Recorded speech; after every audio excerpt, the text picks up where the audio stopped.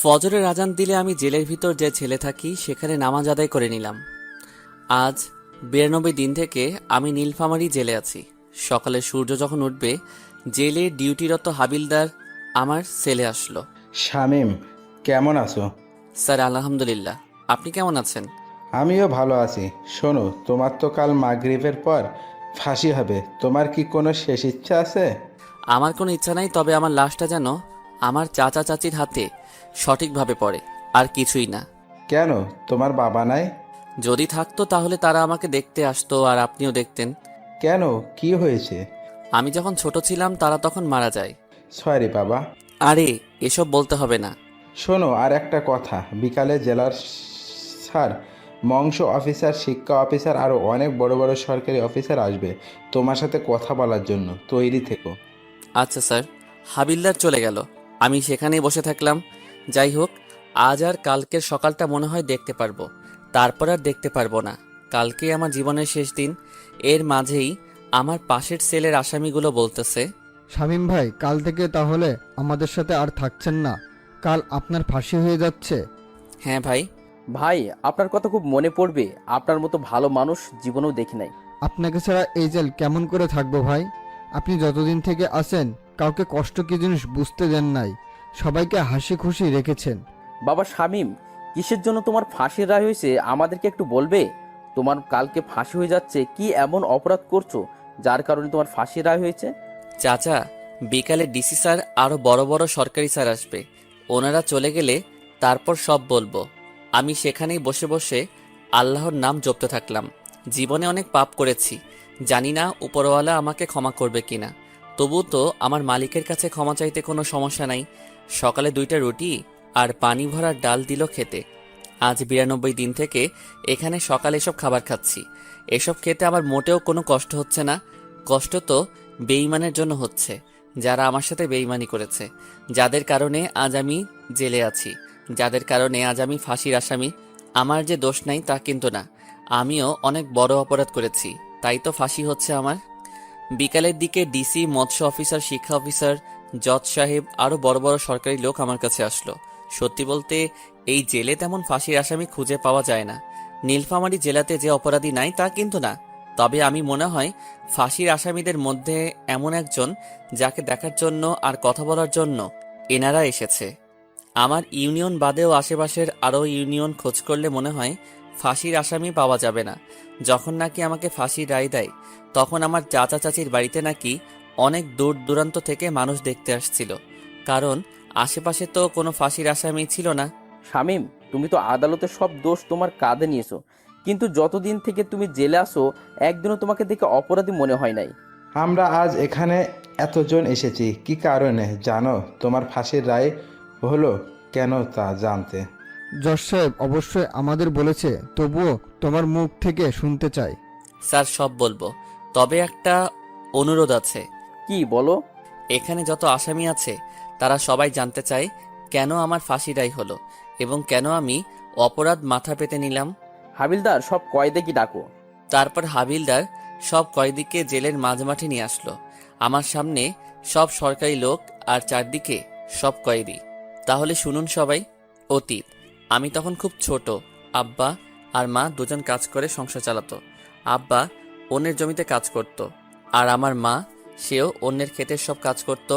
সত্যি বলতে কি জানেন স্যার, আমাদের উত্তরবঙ্গের মধ্যে সবচেয়ে গরিব জেলা যদি থাকে তাহলে আমাদের নীলফামারী জেলা, তারপর লালমনিরহাট জেলা এবং কুড়িগ্রাম জেলা।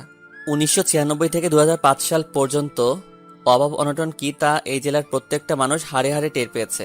স্যার, এই 3 জেলার মানুষ বড় গরিব ছিল। জানেন স্যার, আমি যখন খুব ছোট তখন দেখেছি পেটের ক্ষুধার জ্বালায় মানুষ কচু সিদ্ধ করে খেয়েছে।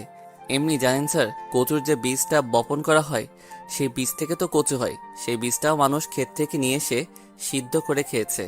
শুধু তাই নয় স্যার, এই এলাকার মানুষ ভাতের যে ফেনা গরুকে খাওয়াতো সেই ফেনাকে দিন পার করে দিত, যাকে রংপুরের ভাষায় বলে ভাতের মার। স্যার, আমার এখনো মনে আছে, আব্বার যখন কাজ থাকতো না তখন না খেয়ে দিন পার করে দিতাম। এমনও সময় ছিল আমার মা যার খেতে কাজ করত তারা যতটুকু খেতে দিত তার অর্ধেক আমাকে খাওয়াতো। জানেন স্যার, আমাদের এই 3 জেলার মানুষ বাংলাদেশের অন্য জেলাগুলোতে গিয়ে কৃষিকাজ বা রিক্সা চালায়। যারা অন্য জেলার মানুষ আছেন দেখবেন এই 3 জেলার মানুষ কৃষিকাজ বা রিক্সা চালানোর জন্য বাইরে যায়। আমাকে আমার মা যখন প্রাইমারি স্কুলে ভর্তি করে দিবে তখন একটা নিয়ম ছিল, ডান হাত দিয়ে মাথার উপর দিয়ে বা কান ধরতে পারলে তাকে স্কুলে ভর্তি করে নিবে। আমার সাথে আমার বাড়ির পাশের আরও 3 জন ছিল, ওরা 2 জন ভর্তি হতে পারলেও আমি পারি নাই। সেই সময়ে আমাকে আমার মা শিশু শ্রেণী ব্র্যাকে ভর্তি করে দেয়, মাত্র 1 বছরের জন্য। যখন আমি ক্লাস 1-এ তখন আমার বাবা মা অভাবের তাড়নায় মারা যায়। তাদের চিকিৎসা করার মতো টাকাও ছিল না। আমার মা গ্রামীণ ব্যাংক থেকে ঋণ নেয়, সেই ঋণের টাকা পরিশোধ করার আগেই তারা মারা যায়। ব্যাংক কর্তৃপক্ষ আমাদের বাড়ি ভিটা নিয়ে নেয়। আমার বাবা মা মারা যাওয়ার পর আমাকে আমার বড় জ্যাঠা আর জেঠি, যাদেরকে আমি বড় আব্বা আর বড় আম্মা বলে ডাকি, তারা আমাকে তাদের কাছে নিয়ে যায়। আমি তাদের সাথে তাদের বাড়িতে গিয়ে থাকা শুরু করি। আমার বড় আব্বা রংপুর শহরে রিক্সা চালাতো, তার এক ছেলে আর 2 মেয়ে ছিল। তবুও তাদের অভাবের সংসারে আমাকে নিয়ে নেয়। তারা আমার খাওয়া থাকা পড়াশোনা সব করায়। আমি যখন 3য় শ্রেণীতে পড়ি তখন একটা মেয়ে আমার সাথে বন্ধুত্ব করে, তার নাম সানজিদা। দুজনের বন্ধুত্ব থেকে কখন যে আমরা দুজন দুজনকে ভালোবেসে ফেলি তা দুজনের কেউ জানি না। সানজিদারা ছিল অনেক বড়লোক, এক কথায় গ্রামের বড়লোক যাকে বলে। আমাদের দুজনের সম্পর্কটা ছিল একেবারে পবিত্র, আর দুজন দুজনের প্রতি বিশ্বাস আর শ্রদ্ধার। আমাকে বড় আব্বা খাওয়ার জন্য টাকা দিলে সেই টাকা দিয়ে আমি সানজিদার জন্য কোনো না কোনো কিছু নিয়ে যেতাম। আমরা তখন ক্লাস 5-এ পড়ি। তো সানজিদা আমাকে বলতেছে, এই শামিম, শোনো না, আজকে আর কোনো ক্লাস করতে যাব না। সামনে একটা মেলা বসেছে, সেখানে যাব। নাগরদোলা আছে, কত রঙের বেলুন, জিলাপি, আরো কত কি বের হইছে। তুই কি যেতে চাস? আমার খুব ইচ্ছা, কিন্তু আব্বু যেতে দিতে চাইনি বলেই তোকে বললাম। তাহলে চল যাওয়া যাক। আমি সানজিদাকে নিয়ে মেলায় চলে গেলাম। সত্যি তো অনেক কিছুই আছে এখানে, আর কত মানুষ এসেছে। নাগরদোলার দিকে সানজিদা তাকিয়ে আছে। কিরে, তুই নাগরদোলায় উঠতে চাস? হ্যাঁ, কিন্তু আমার কাছে তো কোনো টাকা নাই। আমার কাছে 5 দিনের জমানো 10 টাকা আছে। এখানে নাগরদোলায় উঠতে তো 2 টাকা লাগবে। যাও তাহলে, তুমিও উঠো, আমি টাকা দিতেছি। সানজিদা গিয়ে নাগরদোলাতে উঠলো, আর আমি নাগরদোলার মালিককে টাকা দিলাম। এভাবে সে 2বার নাগরদোলাতে উঠলো। সেখানে সানজিদা আমাকে চুরির দোকানে নিয়ে গেল, তাকে 5 টাকার চুরি কিনে দিলাম। তারপর 1 টাকা দিয়ে তাকে একটা বেলুন কিনে দিলাম। ওই, আমার না খুব ক্ষুধা লেগেছে, আমি কোনো কিছু খাবো। আমার কাছে যে আর কোনো টাকা নাই। আমি এখান থেকে কোনো খাওয়া পর্যন্ত যেতে পারবো না। কি করি এখন, আমার কাছে তো কোনো টাকা নাই। তাই জিলাপির দোকানে গিয়ে দোকানের মালিককে বললাম তার কোনো কাজের লোক লাগবে কিনা। দোকানদার বলল লাগবে। তখন তাকে বলল আমাকে কিছু জিলাপি আর সিঙ্গারা দিতে, তাহলে তার সব কাজ করে দিব। তখন দোকানদার জিলাপি আর সিঙ্গারা আমাকে দিল। আমি সানজিদাকে সেই দোকানে বসিয়ে সেগুলো খেতে দিলাম, আর আমি কাজে লেগে পড়লাম। সানজিদার খাওয়া শেষ হলে মালিককে বলে সানজিদাকে এগিয়ে দিলাম কিছু দূর। সেখান থেকে আবারও দোকানে চলে আসলাম। এসে আবারও কাজে লেগে গেলাম। যতক্ষণ মেলা ছিল ততক্ষণ পর্যন্ত কাজ করেছি। কাজ শেষ হলে আমাকে 10 টাকা আর কিছু বেঁচে যাওয়া জিলাপি দিল মালিকটা। প্রায় রাত হয়েছে, তখন বাড়িতে গেলাম। গিয়ে দেখি বড় আব্বা আর বড় আম্মা আমার জন্য অপেক্ষা করতেছে। আমাকে বাড়িতে যাওয়ায় তারা আমার কাছে এগিয়ে এলো। সব জায়গাতেই খোঁজ করলাম, তোকে পেলাম না। এলাকার ছেলেগুলোকেও জিজ্ঞাসা করলাম, কেউ কোনো কিছুই বলতে পারলো না। কোথায় ছিলি সারাদিন? ওই যে ওই পাড়ার বড় মাঠে মেলা বসেছে, সেখানে গিয়েছিলাম একটু। তোর হাতে এসব কি? বড় আম্মা জিলাপি। জিলাপি কেনার টাকা কোথায় পেলি তুই? তোর কাছে তো কোনো টাকাও নাই, তাহলে এসব কেমন করে পেলি?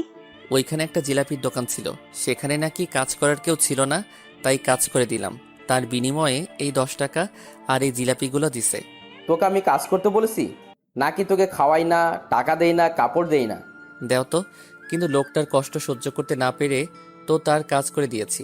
বাবা, আমার নিজের ছেলে মেয়ে তো পড়াশোনা করতেছে, তুই অন্তত পড়াশোনা কর। তোর বাপ মায়ের মতো কি মূর্খ থাকবি? তুইও সারা জীবন আমাদের মতো গরিব থাকবি? জীবনে বড় হতে হবে না? আর এমন করব না বড় আম্মা।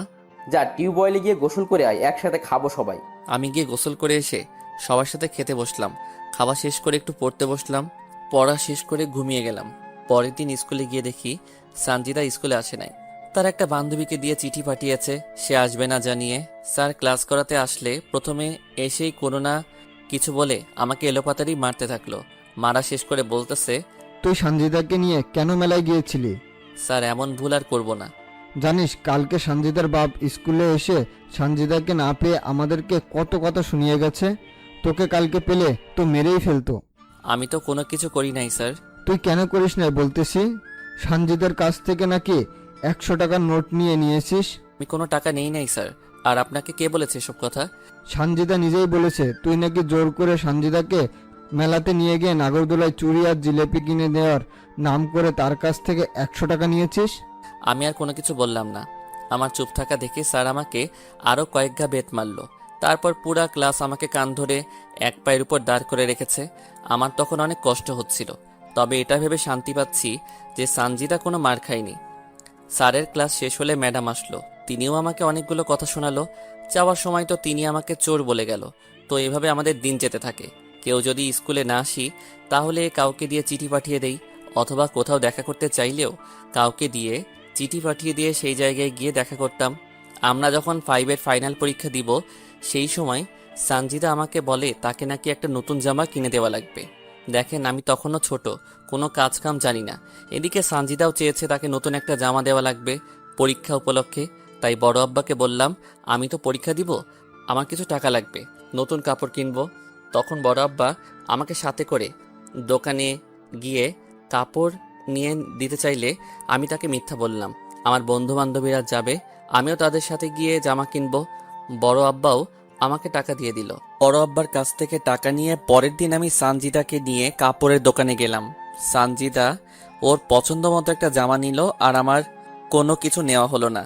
সেখান থেকে সানজিদাকে তার বাড়িতে পৌঁছে দিলাম। আমি বাড়ির আসার পর বড় আব্বা বলতেছে, কিরে শার্ট কই? আমি না টাকা হারিয়ে ফেলেছি, মিথ্যা বলে কাঁদতে লাগলাম। তার জন্য কান্না করা লাগবে নাকি? দরকার হলে আমি তোকে আবার নিয়ে দিব শার্ট। আমার আর কোনো কিছু লাগবে না বড় আব্বা। এইসব পুরাতন কাপড় পরে পরীক্ষা দিবি? ঈদে তো কিনে দিলে, পুরাতন হলো কেমন করে? আচ্ছা ঠিক আছে। তারপর শুরু হলো পরীক্ষা। সানজিদার সাথে প্রতিদিন তার বাবা মা ভাই বোন আসে, আর আমি একাই যাই একাই আসি। ভাগ্যক্রমে সানজিদার সিট আমার সিট একসাথে। প্রথম বাংলা পরীক্ষা ভালো করে দিলেও পরে ইংরেজি আর গণিত পরীক্ষার খাতায় সানজিদা কিছুই লিখতে পারে না।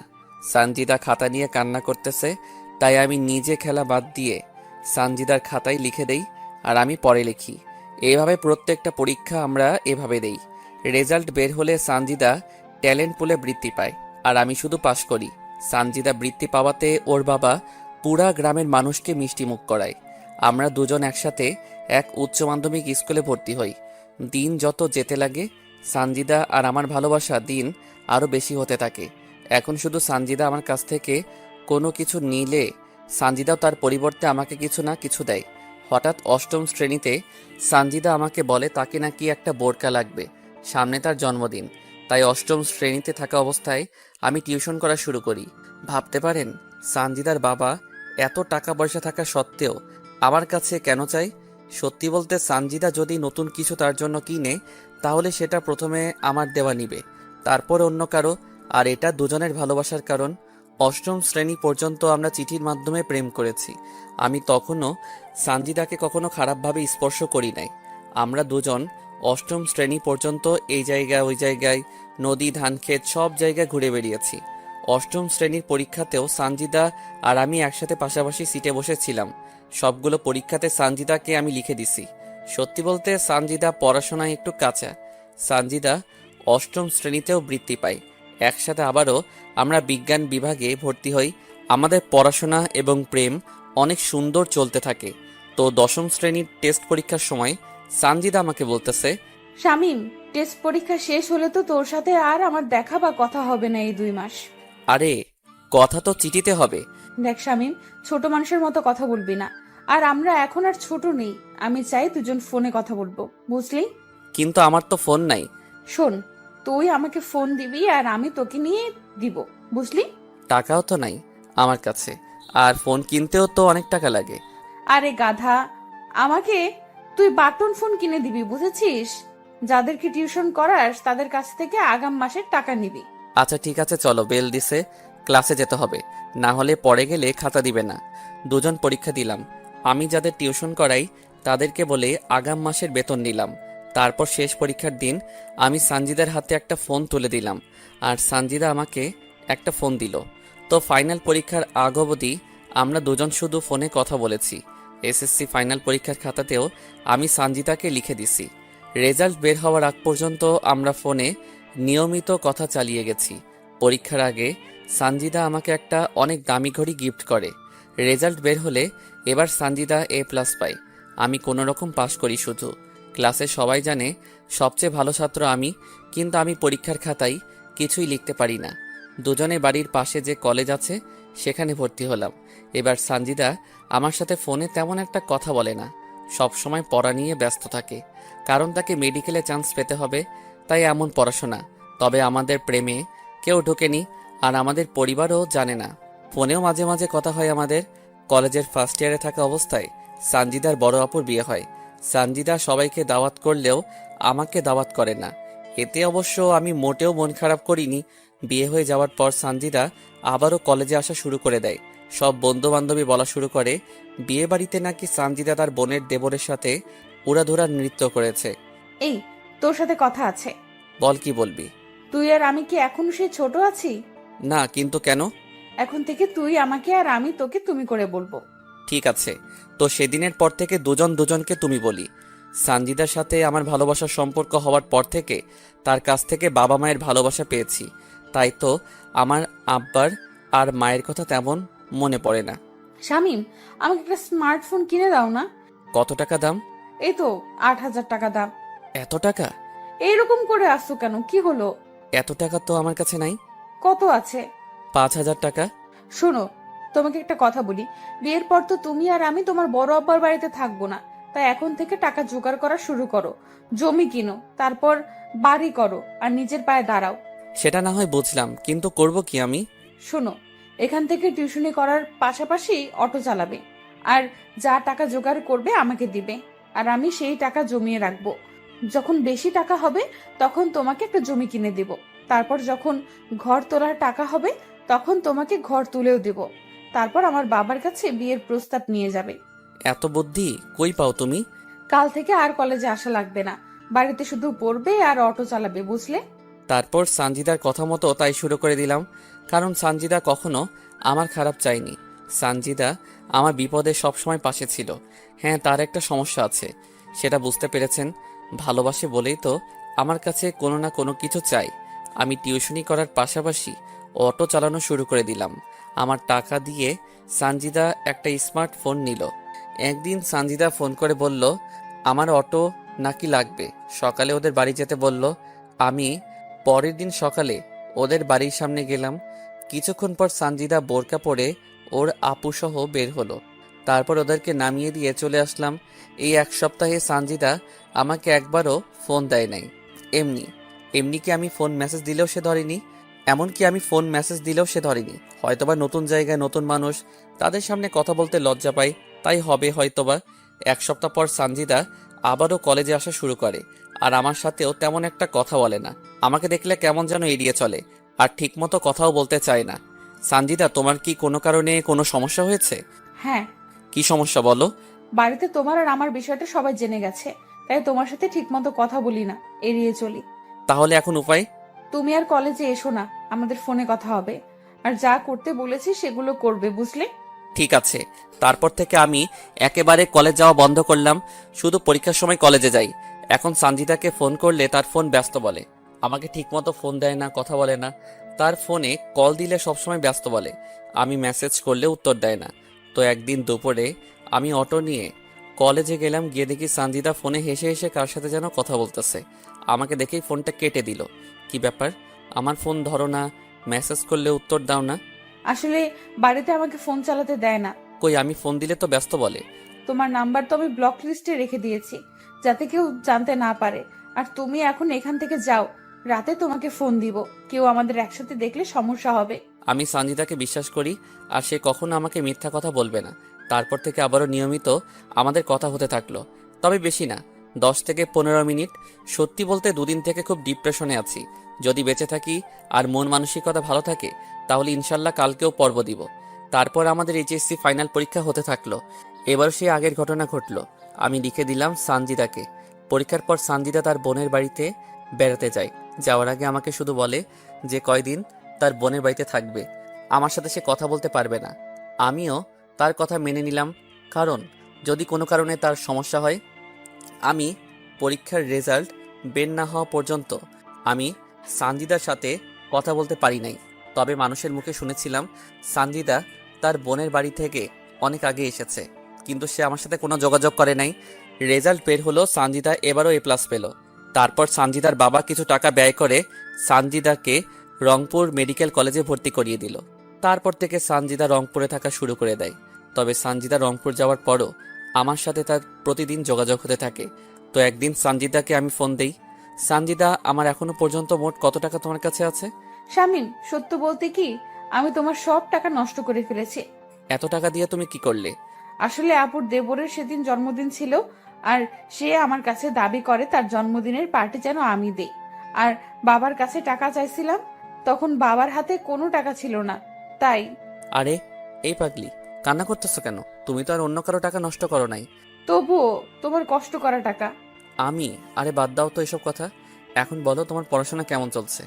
অনেক ভালো চলছে। তাহলে মন দিয়ে পড়ো। বাড়ি কবে আসবে তুমি? পরের সপ্তাহে যাব। এভাবে প্রতিদিন সানজিদার সাথে আমার কথা হতে থাকে। আমি আসলে HSC পাস করতে পারি নাই। একটা পরীক্ষায় সানজিদাকে লিখতে দিতে গিয়ে নিজের খাতায় কিছুই লিখতে পারি নাই। আমি অটো চালিয়ে যা টাকা পাই তা সানজিদার হাতে তুলে দেই, আর টিউশন করে যা পাই তা বড় আম্মার হাতে তুলে দেই। এখনো পর্যন্ত বড় আম্মার কাছে আমার দেওয়া 20,000 টাকা আছে। আর আমি সানজিদাকে এই 2 বছরে প্রায় 1.5 লক্ষ টাকা দিয়েছি। 1 সপ্তাহ পর সানজিদা গ্রামে চলে আসলো। এসেই সানজিদা সেই দিঘির পাড়ে আমাকে দেখা করতে বলল। আমি গিয়ে দেখি সানজিদা আগে থেকেই সেখানে বসে আছে। আমি যাওয়া মাত্র সানজিদা তার ওড়না দিয়ে আমার কপালের ঘাম মুছে দিতে লাগলো। আরে কি করছো তুমি? তোমার ওড়না তো আমার ঘামে নষ্ট হবে। হলে হোক, তোমার চেয়ে আমার ওড়না দামি না। আগের চেয়ে অনেক সুন্দর হয়ে গেছো। ইস, এভাবে কেউ বলে? আমার বুঝি লজ্জা করে না? ঠিক বিয়ের পর এমন করে লজ্জা মাখা মুখ নিয়ে থাকবে সব সময়? কেন কেন? তোমাকে না এই লজ্জা পাওয়া ভাবখানা অনেক সুন্দর দেখায়। বিয়ের পরও কি এরকম ভালোবাসবে তুমি? সেটা না হয় বিয়ের পর বলিও আমাকে। জানো শামিম, এখন না প্রতি মুহূর্ত তোমাকে অনেক মিস করি আমি। তোমাকে ছাড়া ওই শহরে আমাকে একা থাকতে মোটেও ভালো লাগে না। আরে পাগলি, তোমাকে বড় ডাক্তার হতে হবে যে। জানো শামিম, মাঝে মাঝে ইচ্ছা হয় তোমার বুকে মাথা রেখে ঘুমাই। আল্লাহ যদি চায় একদিন সেই ইচ্ছা তিনি পূরণ করে দিবেন। বিয়ের পর তোমাকে আর কোনো কষ্ট করতে হবে না। এমনিতেই সেই ছোট থেকে অভাব অনটনের মাঝে বড় হয়েছো, কত কষ্ট করে পড়াশোনা করেছো। বিয়ের পর আমি ডাক্তারি করব, আর তুমি আমাদের সন্তানগুলোকে সামলাবে। এতে লজ্জা পাওয়ার কি আছে? তুমি কি জানো না, মেয়েদের একটু বেশি লজ্জা, আর লজ্জা নারীর ভূষণ, বুঝলে পাখি? জি বুঝেছি। টাকার কথা সেদিন কেন বলেছিলে? একজন রাস্তার সাইডে জমি বিক্রি করতে চাইছে তাই বলেছিলাম। ইস, আমার কারণে তোমার জমি কিনা হলো না। আরে ধুর, বাদ তো, টাকা গেছে তাতে কি, আবারও আসবে ইনশাল্লাহ। সত্যিই তুমি অনেক ভালো। এই ভালোটা তোমার ভালোবাসা পাওয়ার জন্য। সেখানে দুজন আরো অনেক কথা বলেছি। তারপর বিকালে বাড়িতে চলে গেছি। সানজিদা যে কয়দিন গ্রামে ছিল প্রতিদিন আমার সাথে দেখা করতো, কথা বলতো। তার বাড়ি থেকে আমার জন্য খাবার নিয়ে আসতো। সানজিদা আবারও শহরে চলে গেল। তবে একটা জিনিস মানতে হবে, সানজিদা আমাকে অনেক ভালোবাসে। সানজিদা রংপুর চলে যাওয়ার পরও আমি অটো চালাতে লাগলাম। এর মধ্যে আমার বড় আব্বার বড় মেয়ের বিয়ে হয়ে যায়। আমি সে সময় নানা রকমভাবে ব্যস্ত থাকি, তাই সানজিদার সাথে আমার কোনো কথা হয় না। সানজিদা দেখতে দেখতে প্রথম বর্ষে ভালো রেজাল্ট করে দ্বিতীয় বর্ষে ওঠে। এর মাঝে সানজিদা অনেকটা বদলে যায়। এখন আমার সাথে সানজিদা তেমন কথা বলে না। আমি ফোন দিলে বলে সে নাকি তার পড়াশোনা নিয়ে ব্যস্ত। সানজিদা মাঝে মাঝে ফোন দিয়ে বলে আমার যে টাকা তার কাছে জমানো আছে সে টাকাগুলো সে নাকি তার টিউশনে ব্যয় করতেছে। আমিও আর তাকে কোনো কিছু বলি না, কারণ যেহেতু সে মেডিকেলে পড়তেছে আবার আমি রোজগার করতেছি, সেহেতু কোনো সমস্যা হবে না। তো একদিন আমি এক দোকানদারের মাল নিয়ে আসার জন্য অটো নিয়ে রংপুরে যাই। হঠাৎ লক্ষ্য করি সানজিদার মতো একটা মেয়ে বোরকা পরে একটা ছেলের সাথে দাঁড়িয়ে আছে। ছেলেটা আমার অটো দাঁড় করালো, তারপর দুজনেই আমার অটোতে উঠে বসলো। আমি বারবার লুকিং গ্লাসে মেয়েটাকে দেখতে থাকলাম। মেয়েটা দেখতে সানজিদার মতো, কিন্তু মুখ ঢেকে রাখার কারণে বুঝতে পারতেছি না। কিন্তু আমি তো জানি এই সময় সানজিদা তার ক্লাসে আছে। না না, এটা সানজিদা হতে পারে না। আমার সানজিদা আমাকে ছাড়া অন্য কারোর সাথে থাকতে পারে না। আমি ওদেরকে একটা আবাসিক হোটেলে নামিয়ে দিয়ে মাল নিতে গেলাম। তবে এই বিষয়টা মাথা থেকে ঝেড়ে ফেলতে পারতেছি না। কিন্তু মেয়েটার চোখ বলতেছিল মেয়েটা ভয় আছে। না না, ওটা কখনো সানজিদা হতে পারে না। আচ্ছা, আমি এখন সানজিদাকে ফোন দেই। যাওয়ার সময় না হয় দেখা করব, তাহলে মনটা হালকা হবে। মাল কিনে আমি যখন বাড়ির দিকে রওনা হব তখন সানজিদাকে ফোন দিলাম, কিন্তু সানজিদা আমার ফোনটা রিসিভ করলো না। তাই আরও কয়েকবার দিলাম, তবু সানজিদা ফোন রিসিভ করলো না। মনটা খারাপ হয়ে গেল। আমি মেডিকেল মোড় পার হয়ে যখন সিও বাজার ঢুকেছি সেই সময় সানজিদা আমার ফোনে কল দিল। কোথায় আছো তুমি? আমি ক্লাসে ছিলাম এতক্ষণ, তাই তোমার ফোন রিসিভ করতে পারি নাই। তোমার সাথে দেখা করার খুব ইচ্ছা ছিল, তাই ফোন দিয়েছিলাম। আমি বাড়ি যাব পরের মাসে, বুঝলে? আসলে আজ রংপুর এসেছিলাম মাল নিতে, তাই ভেবেছিলাম তোমার সাথে দেখা করি, কিন্তু হলো না। আচ্ছা, রাখি। কিন্তু সানজিদা ফোন কাটলো না। আমি ফোন কানে দিয়ে আসি, এর মধ্যে একটা ছেলের গলার আওয়াজ ভেসে আসলো। তো ছেলেটা বলতেছে, কি হলো বেবি, এতক্ষণ বাথরুমে কি করো? এই তো বাবু, আর একটু আসতেছি। তোমাকে তো আদর করতেই পারলাম না। আমি তো তোমার সাথে আজ রাত দিন থাকবো, দেখবো কত আদর করতে পারো তুমি। আদর আর দেখলে কি, আরো কত কি করব তোমার সাথে। এর মাঝে দরজা খোলার শব্দ হলো, আর সাথে সাথে সানজিদা আউ করে উঠলো। এইভাবে কেউ টান মারে? যদি পড়ে যেতাম? আমি থাকতে তোমার কিচ্ছু হবে না। আচ্ছা আদ্রিয়ান, যদি তোমার বাবা ফোন করে তোমাকে যেতে বলে তখন কি করবে? তার মানে ছেলেটার নাম আদ্রিয়ান। আরে বেবি কাম অন, বাবাকে বলেছি আজ বন্ধুদের সাথে গ্রুপ স্টাডি করব। তারপর কিস করার শব্দ হতে থাকলো। কিস করা হলে ধপাস করে একটা শব্দ হলো। তোমার প্যান্টটা এখন খুলো। তুমিও তোমার খোলো। তারপর তারা তাদের অবৈধ কাজে ব্যস্ত হয়ে পড়ে গেল। আমি সেখানে অটোর না নিয়ন্ত্রণ হারিয়ে ফেলে রাস্তার ধারে গাছে লাগিয়ে দিলাম, আর আমি মাথা হাতে পায়ে প্রচণ্ড আঘাত পেলাম। আমি ছিটকে দূরে পড়ে গেলাম। তারপর আমার কোনো কিছু মনে নাই। যখন আমার জ্ঞান ফিরে নিজেকে তখন হাসপাতালের বেডে আবিষ্কার করি। আমার জ্ঞান ফেরার পর দেখি বড় আব্বা, বড় আম্মা, ভাই বোন সবাই এসেছে। তারপর ডাক্তার এসে আমার পালস চেক করলো। তারপর ডাক্তার বলল আরও 2 দিন পর আমাকে নিয়ে যেতে পারবে। বাবা, তোর কি করে এমন ঘটনা ঘটলো? সাথে সাথে আমার সানজিদার কথা মনে পড়ে গেল। আমার চোখ নিয়ে তখন পানি ঝরতে থাকলো। কিরে বাবা, বল কেমন করে হলো? না মানে হঠাৎ করে মাথাটা ঘুরতেছিল, তাই আর কি। দিন রাতে এত পরিশ্রম কার জন্য করিস? আমরা কি একজনও তোকে বলেছি তুই রোজগার কর? তবুও ভবিষ্যতের জন্য তো কিছু করতে হবে নাকি? ভবিষ্যতে দেখা যাবে। তুই কেন এত কাজ নিয়ে পড়ে থাকিস? তুই এত টাকা কার জন্য কামাই করিস? সারাদিন অটো চালাস, রাতে মানুষের বাচ্চাকে পড়াস, অনেক রাত পর্যন্ত জেগে থাকিস। কেন এত কষ্ট করিস তুই? থাক, ও এখন অসুস্থ, ওকে এখন এইসব বলার দরকার নেই। আগে সুস্থ হোক, তারপর সব আলোচনা করা যাবে। তারপর তারা চলে গেল। আমি সেখানে আরও 2 দিন ছিলাম। এই 2 দিনে একবারও আমার কোনো খবর নেয়নি সানজিদা। আমি তো তাকে নিজের চেয়ে বেশি ভালোবাসতাম, নিজের থেকে তাকে বেশি বিশ্বাস করতাম। সানজিদা যা বলেছে আমি তো তাই করেছি। তার জন্য তো আজ আমি এমন কষ্ট করতেছি। তাকে নিয়ে তো ঘর বাঁধার স্বপ্ন দেখেছিলাম। কেন এমন করলে তুমি আমার সাথে সানজিদা? আমি বাড়িতে যেহেতু বিছানায় শোয়া অবস্থায় আছি, তাই মোবাইলটা নিলাম। মোবাইল নিয়ে সানজিদা আর আমার ফোনের কথাগুলো শুনতে থাকলাম। শুনতে শুনতে সেদিনের রেকর্ডিংটা চালু হলো। প্রথমে শুনতে না চাইলেও পরে আবারও শুনলাম। শেষের দিকে যখন শুনবো তখন এমন কিছু শুনলাম যা শুনে আমার মরে যাবার ইচ্ছা হচ্ছিল। বেবি, কালকে আমার 20,000 টাকা লাগবে। বাবু, সেদিনই না তোমাকে 10,000 টাকা দিলাম। আহ বেবি, বোঝো না কেন? কত বন্ধু আমার, তাদেরকে তোমায় নিয়ে কতগুলো ট্রিট দিতে হয়। তোমাকে কতটা ভালোবাসি তার প্রমাণ তো ওদেরকে দিতে হবে, তাই না?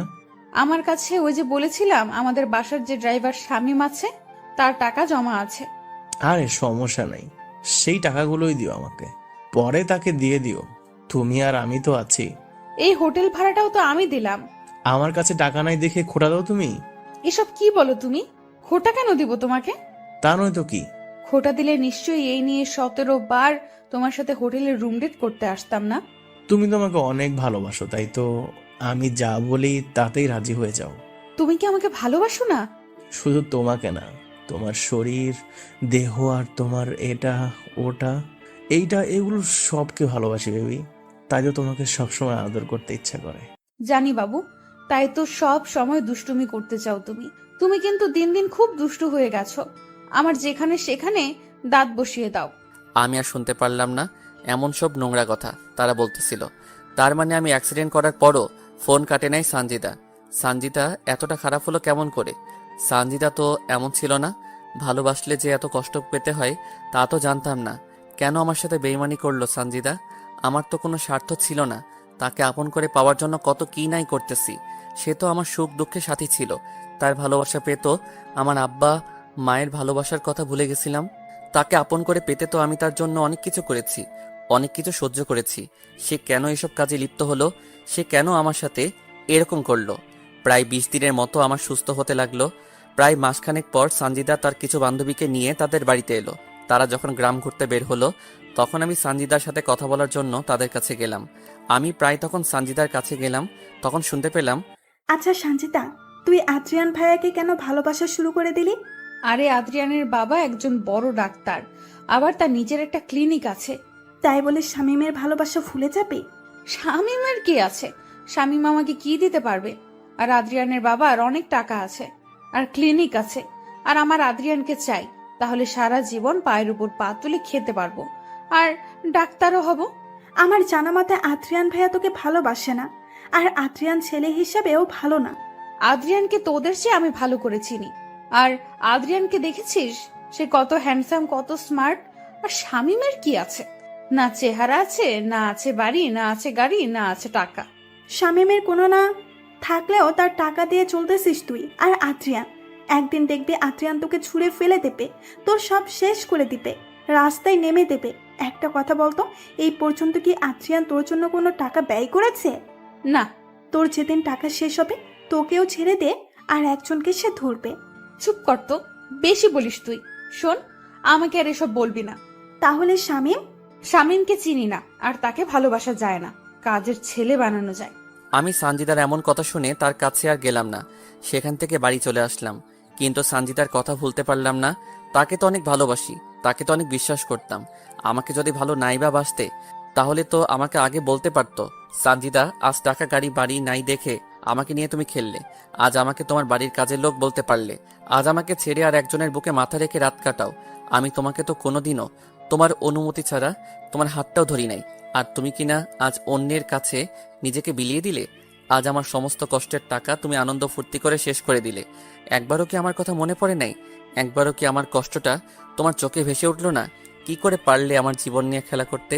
কি করে পারলে আমার পবিত্র ভালোবাসা এভাবে শেষ করে দিতে? আমি আবারও অটো চালানো শুরু করে দিলাম। এখন আর আমি সানজিদাকে ফোন করি না, তার কাছে টাকা জমা রাখি না। আমার পরিশ্রমের টাকা আমার বড় আমার হাতে দেই। তিনি এখন আমার টাকা জমিয়ে রাখতেছে। সানজিদাকে ভুলে থাকার জন্য সব সময় ব্যস্ত থাকি, কিন্তু তাকে ভুলতে পারি না।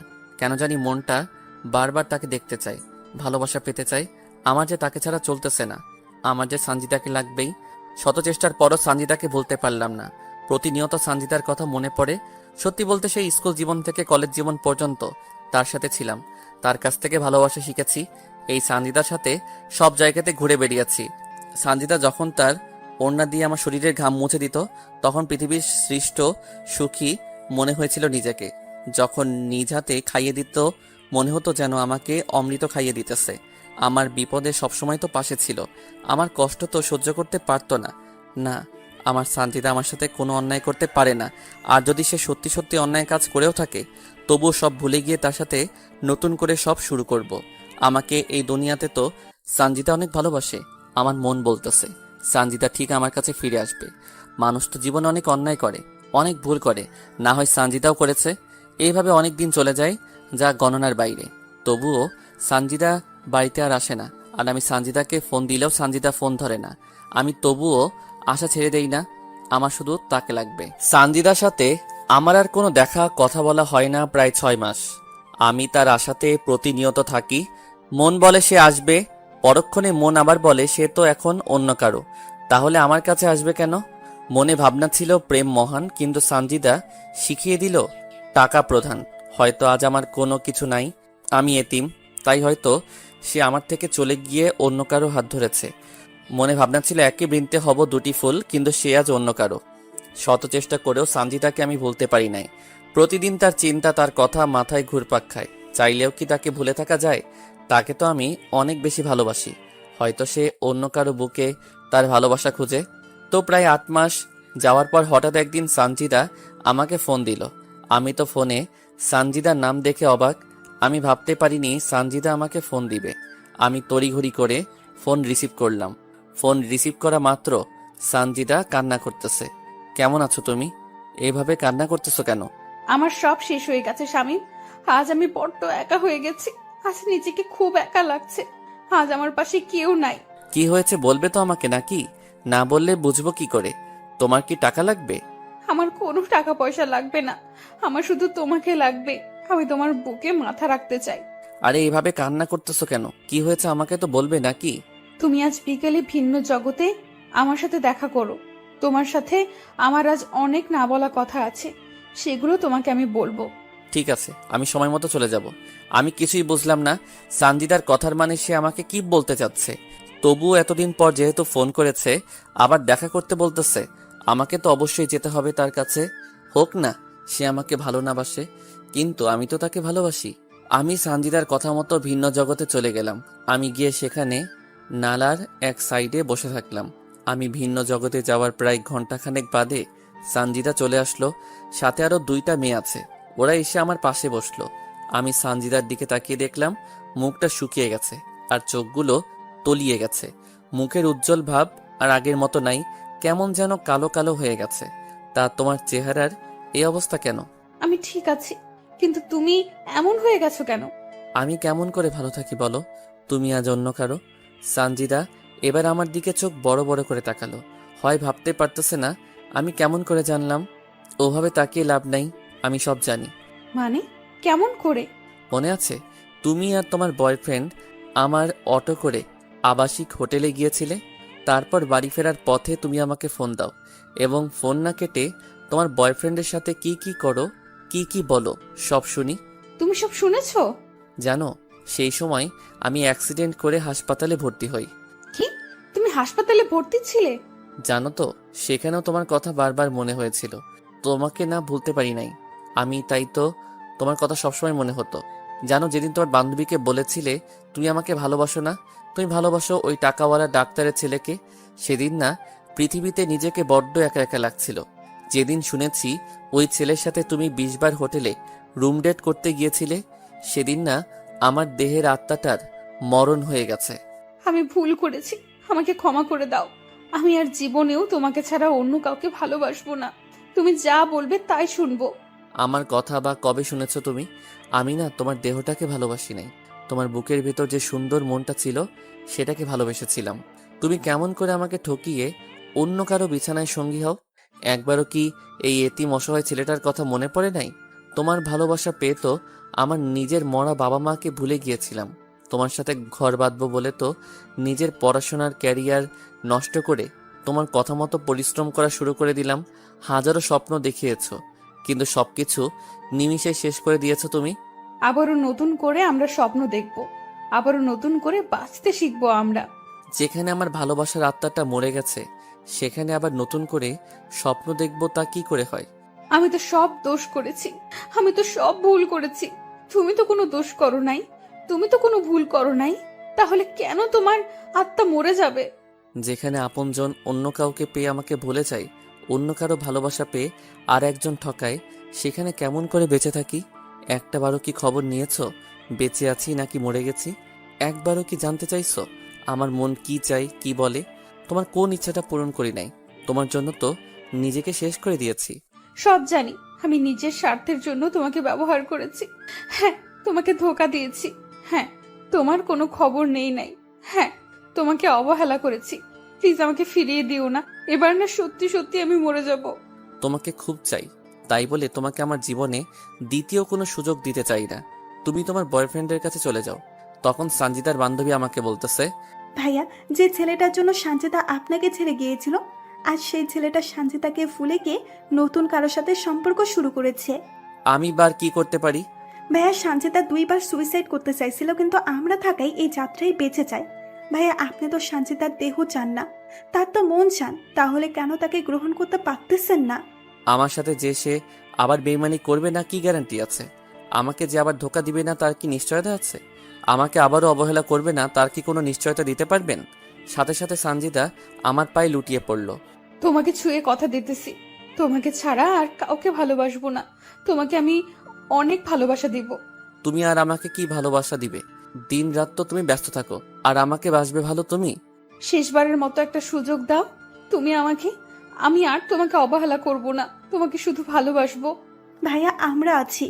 সঞ্চিতা যা বলতেছে সব সত্য বলতেছে।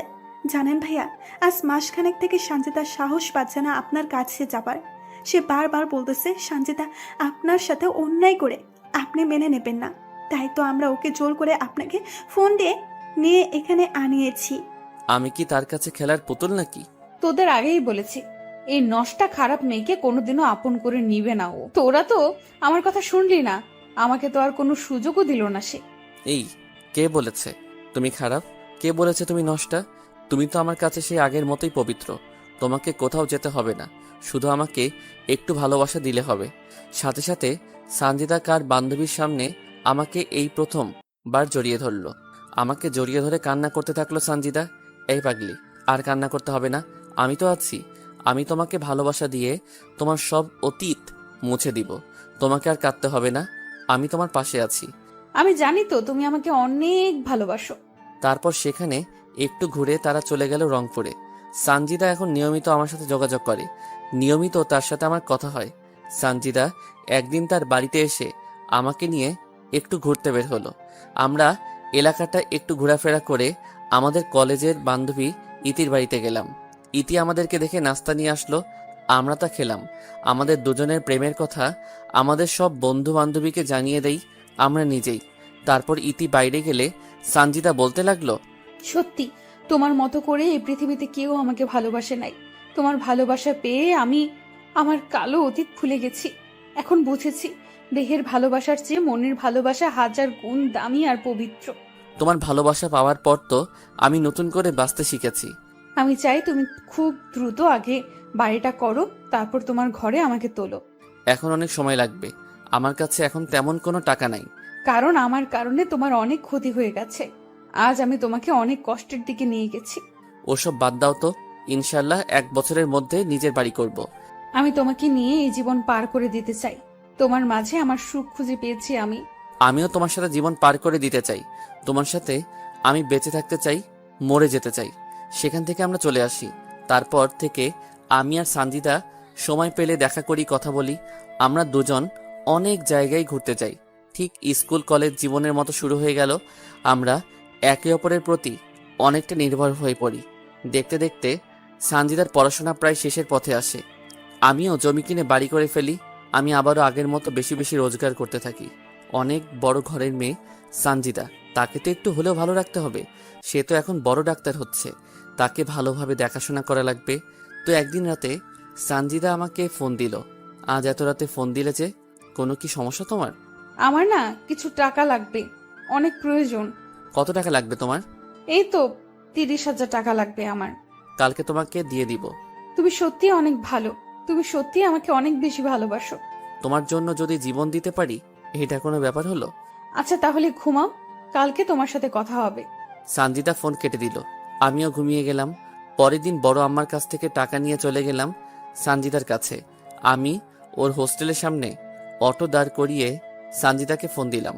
সানজিদার সাথে সাথে হোস্টেলের বাইরে চলে এলো। আমি সানজিদার হাতে টাকা দিয়ে দিলাম। তুমি আজ এই টাকা দিয়ে আমার যা উপকার করলে আমি তা তোমাকে বলে বোঝাতে পারবো না। তোমার সামান্য কাজে আসতে পেরেছে, এটাই অনেক। তোমাকে সাহায্য করব না তো কাকে সাহায্য করব? তুমি ছাড়া আমার জীবনে বা আর কে আছে? তোমার মতো একজনকে পেয়ে আমি সত্যি অনেক খুশি।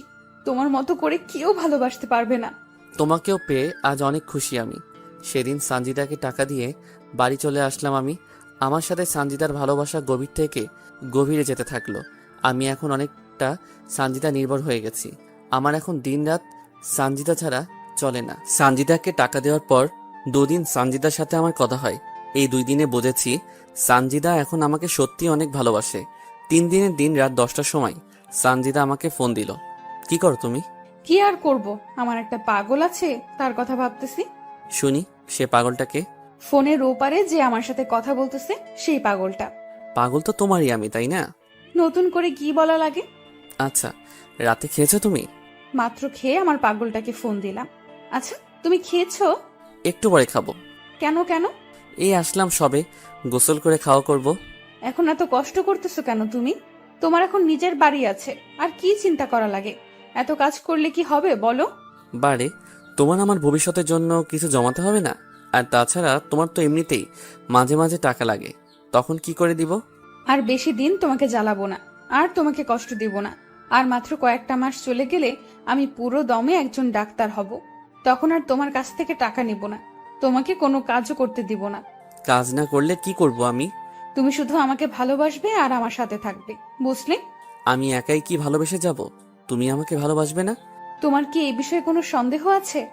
নিজের থেকেও বেশি বিশ্বাস করি তোমাকে, আর সন্দেহ করব তোমাকে আমি? আমি জানি আমার পাগলটা আমাকে অনেক ভালোবাসবে আর বিশ্বাস করবে। তুমিও তো আমার থেকে আমাকে কম ভালোবাসো না। সানজিদার সাথে আরো নানা রকম বিষয় নিয়ে আমার কথা হলো। শেষে সানজিদা আমাকে বলল, এই শোনো, কালকে আমাদের ব্যাচের ছেলেমেয়েরা কক্সবাজার যাব। কেন যাবে হঠাৎ? মেডিকেলের কিছু প্র্যাকটিক্যাল আছে, সেই বিষয়ের জন্য। আরে বাবা, পড়াশোনার জন্য যাবে, আমাকে কি সেটা বলা লাগে? না মানে, না মানে কি বলো? টাকা লাগবে? সেদিনে তো টাকা দিলে, টাকা লাগবে না। তাহলে? আসলে আমরা 5 দিনের জন্য সেখানে যাচ্ছি, আর 5 দিন তোমার সাথে কোনো কথা বলতে পারবো না, তাই। আরে দূর, এটা কোনো ব্যাপার হলো? তোমার পড়াশোনা আগে, তারপর আমি। তারপরও আমার তোমাকে ছেড়ে যেতে মন সায় দিচ্ছে না। আরে বাবা, তোমার পড়াশোনা শেষ হলে তো আমি সবসময় তোমার সাথেই থাকতেছি। তোমাকে খুব মনে পড়বে আমার সেখানে। এই, ভুলেও পড়াশোনা করার সময় আমার কথা মনে করবে না, বুঝলে? আমি তো 100 বার করব তোমার কথা মনে। আরে বাবা, আমার কথা মনে করলে তোমার সেখানে পড়াশোনার ব্যাঘাত ঘটতে পারে তো। ঘটলে ঘটুক, তবুও তোমাকে ভুলবো না। আমি কি তোমাকে ভুলে যেতে বলেছি নাকি, শুধু পড়াশোনার সময় বাদ দিয়ে? আচ্ছা ঠিক আছে, এবার একটা নাইট কিস দাও তো। তারপর সানজিদা ফোন রেখে দিল। সানজিদা সত্যি আমাকে এতটা ভালোবাসবে, আমার এতটা কেয়ার করবে, তা কখনো কল্পনা করতে পারি নাই। আমি তো মনে করেছি আবার কোনো না কোনো স্বার্থে আমাকে সে ভালোবাসবে। দেখতে দেখতে 4 দিন চলে গেল। এই 4 দিনে সানজিদা আমাকে ফোন দেয় নাই, আমিও তাকে কোনো ফোন দেই নাই। যদি তার কোনো সমস্যা হয় পড়াশোনা করতে, তাই দেইনি ফোন। তো 4 দিনের সময় রাতে সানজিদা আমাকে ফোন দিল। এই শোনো, আজ রাতে গাড়িতে আমরা রংপুর যাচ্ছি, আর পরের মাসে 6 তারিখে বাড়িতে যাব। সত্যি তুমি আসবে? আমার পাগলটাকে যে অনেক দিন থেকে দেখি না। সত্যি বলতে তোমাকেও দেখার জন্য ভিতরটা কেমন যেন ছটফট ছটফট করতেছে। এইটাকেই বলে ভালোবাসা, বুঝলে? কেমন করে? তুমি যদি আমাকে ভালো না বাসতে, তাহলে আমাকে দেখার জন্য এত উতলা হতে না। আমাকে তুমি ভালোবাসো বলেই তো এমন করো, বুঝলে পাগল আমার? এবার বুঝেছি। আই ফোন রাখি, স্যার এসেছে। রংপুর পৌঁছে কথা হবে তোমার সাথে। আচ্ছা ঠিক আছে, আর হ্যাঁ, সাবধানে আসবে কিন্তু। সানজিদা ফোন রেখে দিল। আজ 4 দিন পর সানজিদার সাথে কথা বলতে পেরে কলিজায় পানি আসলো। আসলে সানজিদার সাথে কথা বলতে না পেরে খুব অস্বস্তি লাগছিল আমার। পরের দিন সানজিদা আবারও রংপুর আসলে আগের মতো আমাদের দুজনের কথা হতে থাকলো। সানজিদার ছুটি হলে সে বাড়িতে চলে আসলো। এসে আমার সাথে সে খুব ক্লোজভাবে চলাফেরা করা শুরু করলো। সানজিদা আমার সাথে এতটাই ক্লোজ হয়ে চলতেছে, নিজেকে কন্ট্রোল করে রাখাটা অনেক দায়। তো এইভাবে প্রায় সপ্তাহ আমরা একসাথে চলাফেরা করেছি, অনেক জায়গায় ঘুরেছি। বিশেষ করে ছোটবেলায় যে জায়গাগুলোতে আমরা বেশি যেতাম, সেই জায়গাগুলো সানজিদা আমার এত কেয়ার করে যে মনে হয় সে আমার বিয়ে করা বউ। আমি সামান্য আঘাত পেলে অস্থির হয়ে যায় সানজিদা। সানজিদা ওর ওড়না দিয়ে বারংবার আমার শরীরের ঘাম মুছে দেয়। কোথাও খেতে গেলে আমাকে নিজ হাতে খাইয়ে দেয়। একটা আইসক্রিম দুজনে খাই, কোনো কোক বা ঠান্ডা নিলে সেটাও দুজনে একসাথে খাই স্ট্র দিয়ে। আমাকে নিয়ে ভবিষ্যতে কিভাবে সংসার করবে সব বলতেছে। আমাকে এমনভাবে সে ভালোবাসা শুরু করে দিয়েছে, আমি যদি ওকে ছেড়ে দেই তাহলে সে মরে যাবে এমন অবস্থা। আমাকে সব সময় তার দুহাত দিয়ে আমার হাত জড়িয়ে ধরে থাকে। তবে সানজিদা শহরে গিয়ে একটু ওয়েস্টার্ন ড্রেস পরা শুরু করে দিয়েছে। সে গ্রামেও এসব পোশাক পরে, তবে তার বাড়িতে থাকলে। এই, কালকে তো চলে যাচ্ছি আমি। কালকে চলে যাবা? আর কয়টা দিন থাকো না? আমিও তো চাই সব সময় তোমার সাথে সাথে থাকতে, কিন্তু পড়াশোনার কারণে পারি না তো। তাহলে আজকেই যাব। তুমি? যাবো, তবে তবে কি সানজিদা? তোমার কাছে একটা জিনিস চাইবো, দিবে আমাকে? কি জিনিস চাই তোমার? আজকে রাতটা তোমার কাছে চাই আমি। সানজিদা কি বলতেছো এসব তুমি? দেখো সানজিদা, বিয়ের আগে এসব করা হারাম, পাপ। আমি তোমাকে ভালোবাসি, তোমার শরীরকে নয়। আমি জানি এসব পাপ, কিন্তু তোমাকে কাছে পেতে চাই আমি। তোমাকে ছাড়া যে আমার চলে না, তোমাকে যে প্রতি মুহূর্তে মিস করি আমি। এতদিন বাইরে থাকি, তোমাকে ছাড়া থাকতে কষ্ট হয় আমার। তোমার স্পর্শ চাই আমি শামীম। দেখো সঞ্জিদা, ধৈর্য ধরো, একদিন ঠিক আল্লাহ আমাদেরকে এক করে দিবেন। তুমি আমাকে একটুও ভালোবাসো না। এই পাগলি, কে বলেছে তোমাকে আমি ভালোবাসি না? তোমাকে তো আমি নিজের চেয়েও বেশি ভালোবাসি। যদি তাই হতো তাহলে আমার কথায় রাজি হয়ে যেতে। এসব করা ঠিক না সঞ্জিদা। ও বুঝেছি, আমি তো আবার খারাপ মেয়ে। আমার সাথে প্রেম করা যায় কিন্তু অন্য কিছু করা যায় না। এখন বুঝেছি, এটা তোমার অভিনয় আমার সাথে। আমি তো খারাপ মেয়ে, তাই দয়া দেখিয়ে আমার সাথে এতদিন প্রেম ভালোবাসা করেছো তুমি। আমাকে কেনই বা তুমি আপন করে নিবে? তুমি তো আমার থেকেও ভালো মেয়েকে আশা করো। এই, এসব পাগলের মতো কি বলো তুমি? তোমাকে ভালোবাসি, তোমার জন্য নিজের জীবন দিতেও রাজি আছি আমি। তাহলে রাজি হচ্ছ না কেন তুমি? তুমি না বললে আজকে চলে যাবে? তাহলে আমার সাথে থাকতে চাচ্ছ যে? সবাই জানবে আমি রংপুরে গেছি, কিন্তু রাতটা তোমার সাথে কাটাবো। আর দুজনে রঙিন দুনিয়াতে হারিয়ে যাব। সকালবেলা তুমি আমাকে রংপুরে রেখে আসবে। আমি এসব পারবো না। আর আমি এখনো বড় আবার বাড়িতে থাকি, কেউ দেখলে বা জানলে সমস্যা হবে। বাহ, তাহলে তো ভালোই হলো। মানে? তোমার নতুন বাড়িতে আমাদের দুজনের বাসর হবে, আর আমি নতুন বউ হয়ে তোমার বাড়িতে যাব, বুঝলে? তাহলে কেউ জানবেও না, শুনবেও না। না, আমি পারবো না তোমার সাথে এসব করতে। আমার কথায় যদি রাজি না হও তাহলে এখানেই নিজের ক্ষতি করে ফেলবো, বলে দিলাম। কি করবে তুমি? সানজিদার সাথে সাথে একটা ব্লেড বের করলো আর তার হাতে হালকা টান দিল। ব্লেড হাতে টান দেওয়ার সাথেই সানজিদার হাত থেকে রক্ত ঝরতে থাকলো। এই, কি করতেছো তুমি এসব? ব্লেডটা এক্ষুনি ফেলে দাও বলতেছি। আমার কথায় রাজি না হলে আরো কি যে করব নিজেও জানি না। এবার সানজিদার এমন কথা শুনে অনেকটা ভয় পেয়ে গেলাম। ওর হাতটাও আমাকে ধরতে দিতেছে না, আর ওর হাত থেকে রক্ত ফোটায় ফোটায় পড়তেছে। এমন দৃশ্য দেখে অনিচ্ছা সত্ত্বেও রাজি হয়ে গেলাম। আমি রাজি আছি তোমার প্রস্তাবে। প্লিজ এবার হাতটা কোনো কিছু দিয়ে বাঁধো। বলতে হবে না, সাথে স্যাবলন আর তুলো নিয়ে এসেছি। আমি সানজিদার এরকম কাহিনী দেখে নিজেই অবাক। এই মেয়েকে সামান্য ভালোবাসা মানুষের সাথে রাত কাটাবে বলে কত কাহিনী না করলো সে। বুঝি না হঠাৎ আমার প্রতি তার এত ভালোবাসা কোথা হতে আসলো। যাই হোক, সেখান থেকে দুজনের বাড়িতে চলে গেলাম। সন্ধ্যার দিকে সানজিদা ব্যাগ নিয়ে একাই চলে আসলো। আমি আমার অটোতে তুলে আমার নতুন বাড়িতে নিয়ে এলাম। রাত সম্ভবত 11টা হবে। তখন সানজিদা আমাকে একটা উত্তেজনার ওষুধ খাওয়ালো, যাতে দীর্ঘ সময় ধরে দুজনে এনজয় করতে পারি। আমিও বাধ্য ছেলের মতো ওষুধটা খেয়ে নিলাম। পরের দিন সকালে চোখ মেলে দেখি অনেক সকাল হয়ে গেছে, আর সানজিদা বিব্রস্ত অবস্থায় আমার বুকের উপর শুয়ে আছে। আমি হাত বাড়িয়ে টেবিল থেকে মোবাইলটা নিয়ে দেখি সকাল 10টা বাজে। তাই আমি সানজিদাকে দ্রুত ডেকে তুললাম। আর একটু ঘুমাই না। এই 10টা বাজে, অনেক সকাল হয়ে গেছে, তোমাকে রংপুর যেতে হবে না? সানজিদা ধরপড় করে উঠে দেখে তার শরীরে কোনো পোশাক নেই, তাই সে বিছানার চাদরটা ওর গায়ে জড়িয়ে নিল। আমি অবাক দৃষ্টিতে সানজিদার দিকে তাকিয়ে থাকলাম। সারা রাত কত অত্যাচার করলে, আর এখন এইভাবে আমার দিকে কি দেখো? না মানে, আমার না কালকে রাতের কিছুই মনে পড়তেছে না। মনে পড়বে কি করে? যা যা করেছো না আমার সাথে, উফ বাবা, আর একটু হলে মরে যেতাম। এসব কি বলো তুমি? আর সত্যি বলতেছি, আমার কোনো কিছু মনে পড়তেছে না। কালকের ওষুধের গুণ ওটা, বুঝলে? যাও তুমি ফ্রেশ হও, আমি ড্রেস পরবো। তুমি গোসল করবে না? এমনিতে সময় অনেক চলে গেছে, গোসল করার সময় নাই। হোস্টেলে গিয়ে গোসল করব।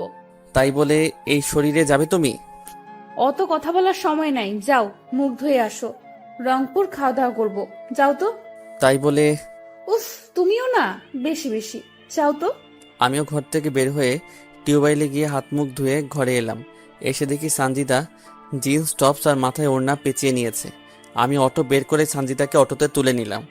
অটোতে করে সানজিদাকে রংপুরে ওর হোস্টেলে দিয়ে আবার অটো নিয়ে চলে আসলাম। রংপুরেও আর কোনো খাওয়া হলো না, শুধু দৌড়ের উপরে রেখেছে আমাকে, কোথাও অটো দাঁড় করাতেও দেয়নি সানজিদা। বাড়িতে আসার পর বড় আম্মার কাছ থেকে খাবার নিয়ে খেলাম। তারপর অটো নিয়ে বেরিয়ে পড়লাম নিত্যদিনের মতো। ভালোবাসা এমন একটা জিনিস, সেখানে বিশ্বাস আর ভরসা রাখা চাই, যা আমি সানজিদাকে করি। সানজিদা যাবার 20 দিন পর আমাকে ফোন দিল। তোমার জন্য একটা খুশির সংবাদ আছে। কি খুশি সংবাদ আছে? আমার লজ্জা করতেছে বলতে। আরে, খুশি সংবাদ দিতে আবার লজ্জার কি আছে? এটা যদি তুমি বুঝতে তাহলে কখনো বলতে না। যদি লজ্জা করে তো বলার দরকার নাই। এই তুমি রাগ করো কেন? বলতেছি তো। তো বলো। তুমি বাবা আর আমি মা হতে চলেছি। কি? সত্যি বলতেছি তুমি বাবা হচ্ছ। আমি কেমন করে? সেদিন রাতের কথা ভুলে গেলে? তোমার আর আমার যা হয়েছিল তার ফল এটা। এটা কি করে সম্ভব? সব সম্ভব বুঝলে। আর একটা প্রাপ্তবয়স্ক ছেলে মেয়ে যা করলে খুব দ্রুত হয়, তাই হয়েছে। তো তুমি আসো, আমরা বিয়ে করে নেই। আমি কালকে বাড়িতে যাইতেছি, তখন সব বিস্তারিত কথা হবে। ঠিক আছে তাহলে, ফোন রেখে দিলাম। কিন্তু আমি বুঝতেছি না এটা কেমন করে হয়। আমার তো মনেই হচ্ছে না সানজিদার সাথে আমার খারাপ কোনো সম্পর্ক হয়েছে। যদি সানজিদা অন্য কারোর সাথে এমন করে প্রেগনেন্ট হয়, তার দায়ভার আমার উপর চাপিয়ে দেয়। ছি ছি, এসব আমি কি ভাবতেছি? সানজিদা এমন কোনো কাজ করবে না, কারণ সানজিদা আমাকে ভালোবাসে, অন্য কাউকে না। আর সানজিদা আমাকে মিথ্যা কথা কেনই বা বলবে? আমি জানি সানজিদা আমাকে অনেক ভালোবাসে। পরের দিন আর অটো নিয়ে বাইরে গেলাম না। সারাদিন বাড়িতে ছিলাম, কিন্তু দিন গড়িয়ে সন্ধ্যা হলো, তবুও সানজিদা আসলো না। রাতে সানজিদা আমাকে ফোন করে আমার নতুন বাড়িতে যেতে বলল। আমি সেখানে গিয়ে দেখি সানজিদা আগে থেকে এখানে এসেছে। তুমি কখন আসলে? এই তো মাত্র আসলাম আমি। চলো আজকেই তোমাকে বিয়ে করব, আর আমাদের পবিত্র সম্পর্কের সন্তানকে সমাজের চোখে স্বীকৃতি দেই। না, তা আমি চাচ্ছি না। মানে? আমি এই সন্তান পৃথিবীতে আনতে পারবো না। কেন?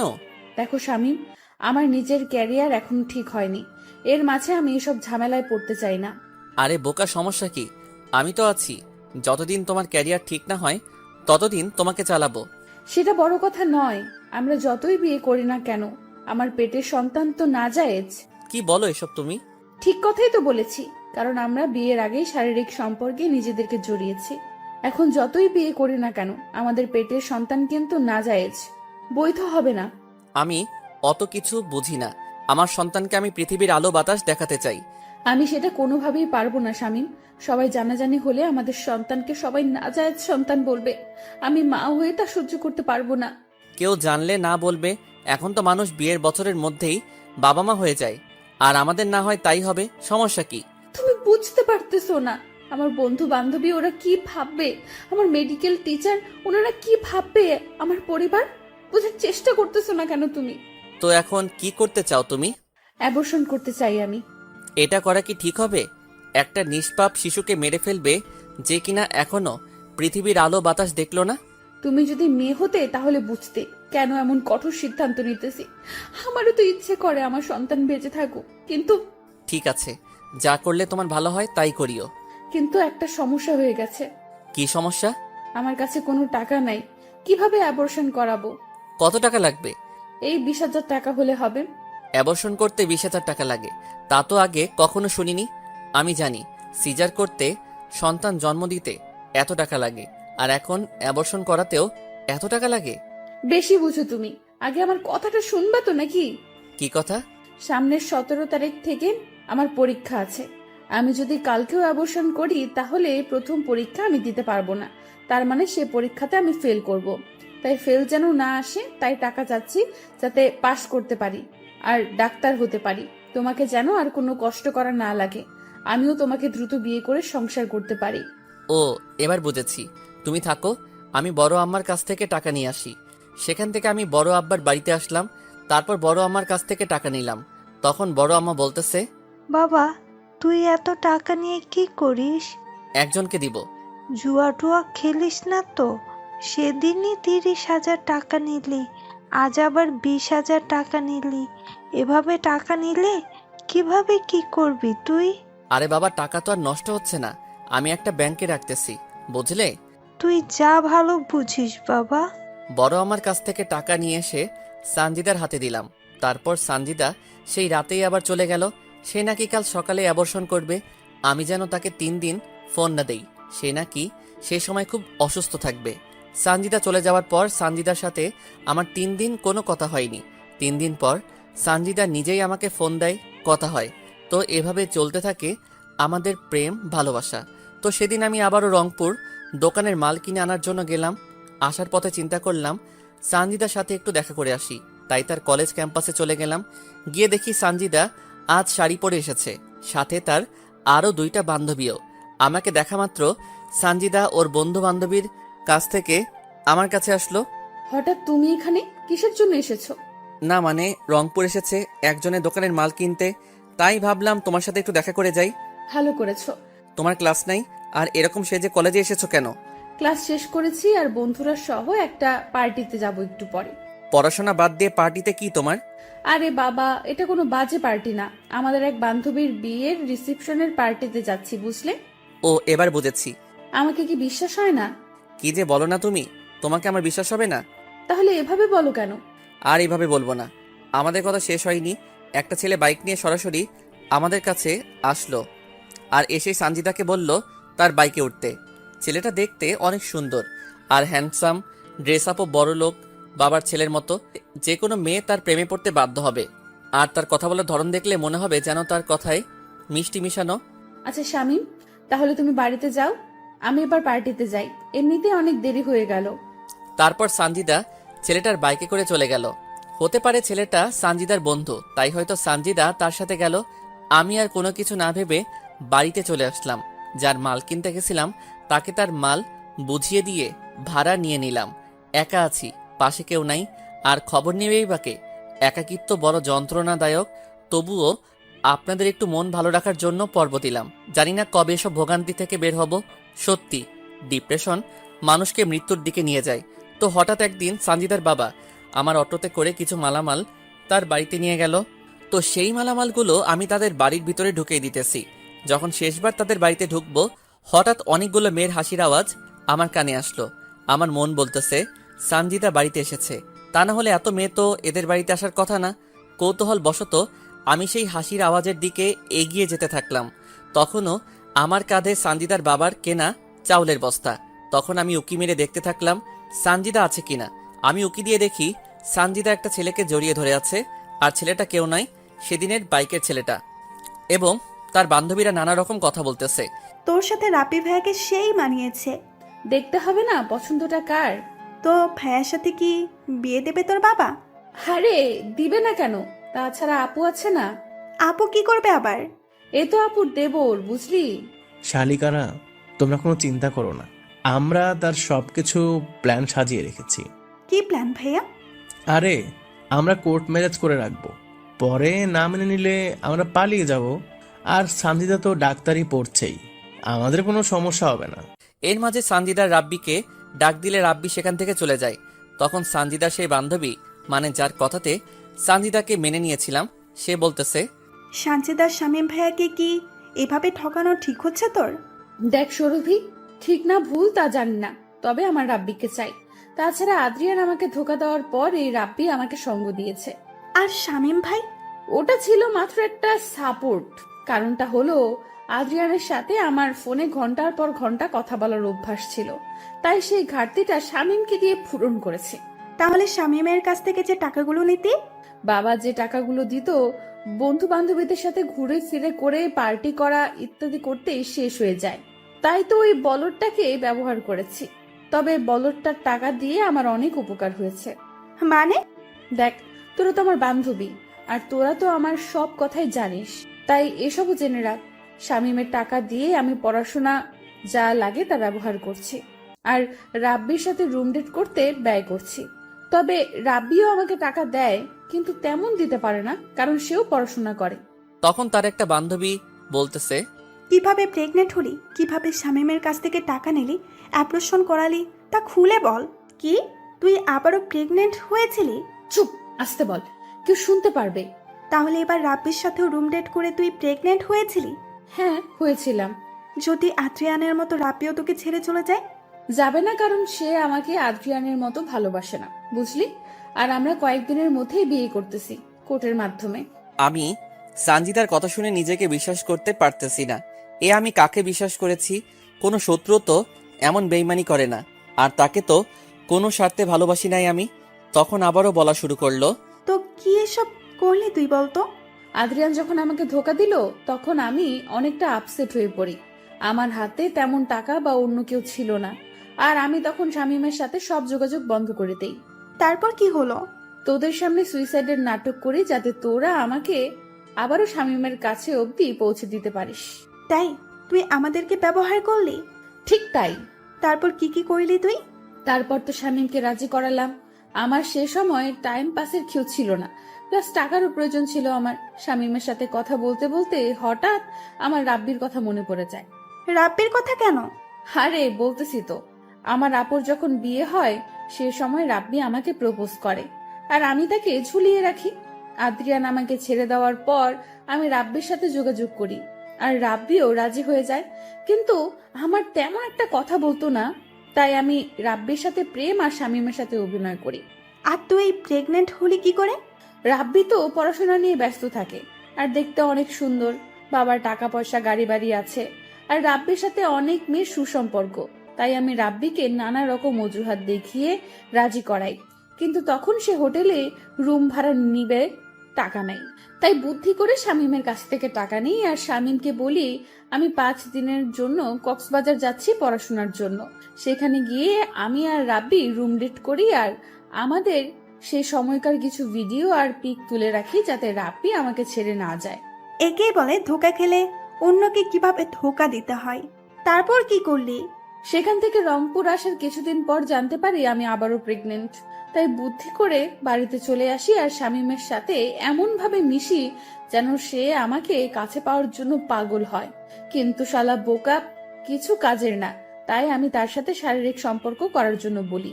পরে রাজি হলে তাকে ঘুমের ওষুধ খাওয়াই আর সে কিছু জানে না। পরে কি হলো? পরে তাকে ফোন করে বলি আমি প্রেগনেন্ট আর সে বাবা হতে যাচ্ছে।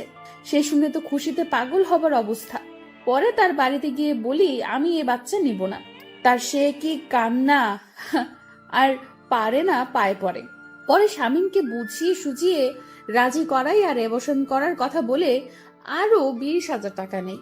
আর রাব্বি জানে শামীমের সাথে আমার প্রেমের অভিনয়ের কথা। শামীম ভাইয়ের সাথে এসব কেন করতে গেলি? কেন তার জীবনটা নষ্ট করতে গেলি তুই?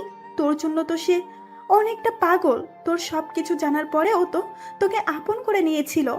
কোন মেয়েটা টাইম পাস না করে? সবাইকে এক ভাবিস না। আরে রাগ করিস কেন? সবার কথা তো বলি নাই, এমন অনেকে আছে যারা টাইম পাস করে। আমিও নিজেকে ভালো রাখার জন্য শামীমকে ব্যবহার করেছি। একটা বিষয় বুঝলাম না, শামীম ভাইয়ের সাথে তোর কিভাবে পরিচয় হলো? দুজনে একসাথে একই স্কুলে কলেজে পড়েছি, সেখান থেকে পরিচয়। সত্যি বলতে তার সাথে কোনো সম্পর্ক করার ইচ্ছা ছিল না। তাহলে? ও খুব ভালো ছাত্র ছিল আর আমি পড়াশোনা তেমন পারতাম না, তাই তাকে ব্যবহার করেছি আর এমন ভাবে তার সাথে কথা বলেছি আর মিশেছি মনে হবে তাকে ছাড়া আমি অচল। আর যখন দেখলাম আমার জন্য শামীম সব করতে পারে, সব করতে প্রস্তুত, তখন তো নিজেকে ধন্য মনে করা শুরু করলাম। আর তাকে দিয়ে কত টাকা হাতিয়েছি তার হিসাব নেই। এতে আমার পড়াশোনার হাত খরচ, পোশাক, চলাফেরা করা খুব ভালো হয়েছে। একটা এতিম গরিব ছেলের সাথে এসব করা কি তোর ঠিক হয়েছে? যদি শামীম জানতে পারে বা তার নিজের কোনো ক্ষতি করে? জানতে দিলে না জানবে? রাব্বিকে বিয়ে করে ওকে বলবো বাড়ি থেকে জোর করে বিয়ে দিয়ে দিছে, বাস শেষ, ইচ্ছা খতম। এগুলো করা ঠিক হচ্ছে তোর, সঞ্চিতা? এই বেশি কথা বলিস না তো। তোদের জন্য রাব্বির সাথে একান্ত সময় কাটাতে পারতেছি না, তার চেয়ে বরং রাব্বিকে নিয়ে শামীমের বাড়ি গিয়ে একটু মজা করি। আমি সানজিদার এমন সব কথা শুনে কাঁধ থেকে চাউলের বস্তা নিচে ফেলে দিলাম। আমি ভাবতেও পারতেছি না এত বড় বেঈমান মানুষ কেমন করে হয়, এত সুন্দর অভিনয় মানুষ কেমন করে করতে পারে। হঠাৎ সানজিদার বাবা আমাকে বলে তার আরো কিছু নিয়ে আসা লাগবে। আমি সানজিদার বাবা সহ আবারও বাজারে গেলাম। বাজারে যাওয়ার পর সানজিদা আমাকে ফোন দিল। কেমন আছো তুমি? এই তো বাইরে আছি। আমি তোমার বাড়িতে আছি, কিছুক্ষণ পর আসো, ঠিক আছে? ঠিক আছে। তারপর সানজিদার বাবা আরো কি কি যেন কিনলো, সেখানে আরো সময় ব্যয় হলো। সেগুলো নিয়ে তার বাড়িতে দিয়ে আমি আমার নিজের বাড়িতে গেলাম। বাড়ির ভিতর ঢুকে দেখি দরজা খোলা। আমি একটু এগিয়ে গিয়ে দেখি রাব্বির ছেলেটা সহ সানজিদা শারীরিক সম্পর্ক করতেছে। এবার আর নিজেকে ধরে রাখতে পারলাম না। এবার সানজিদাকে উচিত শিক্ষা দিতে হবে আমার। রাব্বির সাথে যৌনতা শেষ হলে রাব্বি সানজিদাকে বলতেছে, বললে না তো এটা কার বাড়ি? আমার স্কুলের একটু বন্ধুর বাড়ি, আমার সাথে পড়াশোনা করত। এবার তুমি যাও, ও এসে এভাবে তোমার সাথে দেখলে সমস্যা হবে। তারপর রাব্বি ঘর থেকে বের হলো। আমি আড়ালে চলে গেলাম আর সানজিদা মাটিতে পড়ে থাকা কাপড় তুলে পড়তে লাগলো। আমি সেই সময় ঘরে ঢুকলাম। আমাকে আচমকা দেখে সানজিদা ঘাবড়ে গেল আর ঘামতে লাগলো।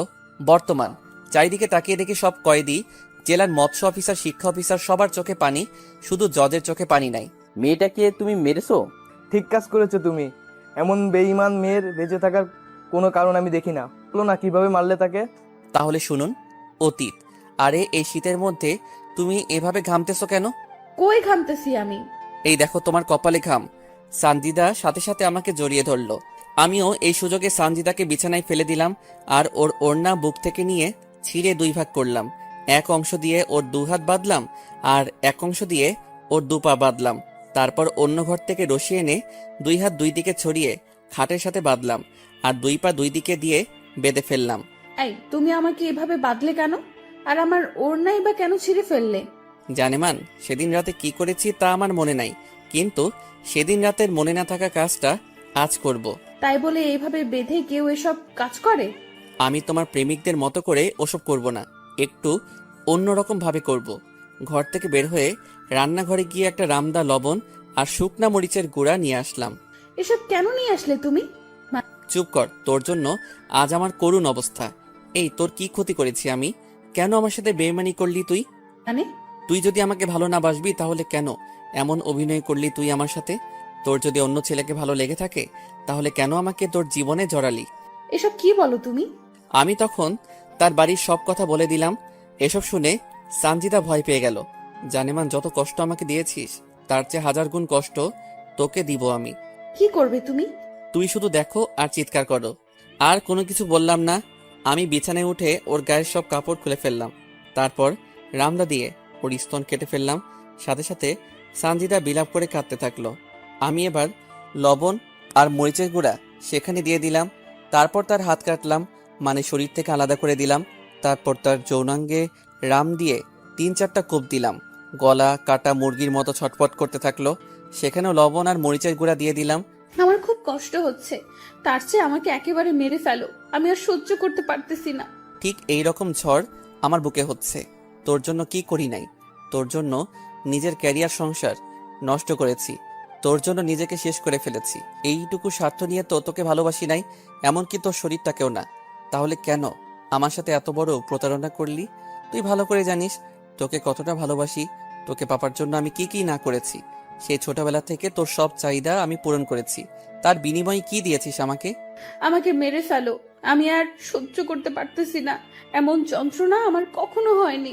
এই চুপ, কোনো কথা বলিস না। তোর না শরীরের উত্তেজনা বেশি, তা আরো বাড়িয়ে দিব আমি। কিন্তু না, সানজিদা চিৎকার করতেছে, এত জোরে চিৎকার করতেছে যে আশেপাশের মানুষ শুনতে পাওয়ার অবস্থা। তাই আমি রামদা দিয়ে ওর জিভটা কেটে সেখানেও লবণ আর শুকনা মরিচের গুঁড়া দিলাম। মনে আছে তুই বলেছিলি না আমার বুকে মাথা রেখে তুই ঘুমাবি?